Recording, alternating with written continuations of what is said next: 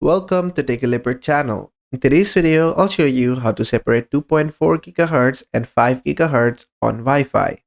So at first, what you have to do is just open up any of your browser.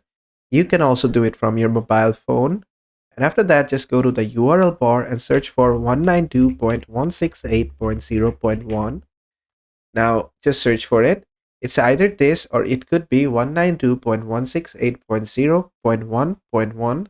It depends on your router. Just check the back of your router and just go to that URL and then just put in your password. It could be admin or it could be something else depending on what you set up. Then just click on login. Then just give it some time.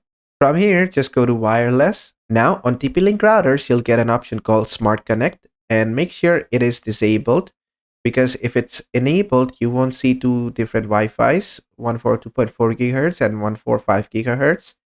So just disable it.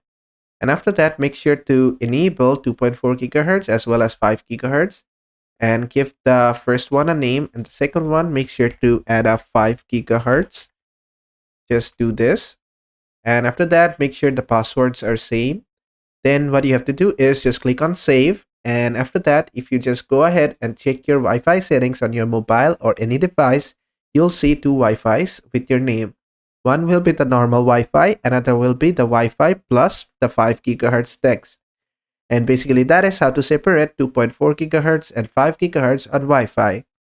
I hope this video was helpful. If it was, please give it a thumbs up and don't forget to subscribe.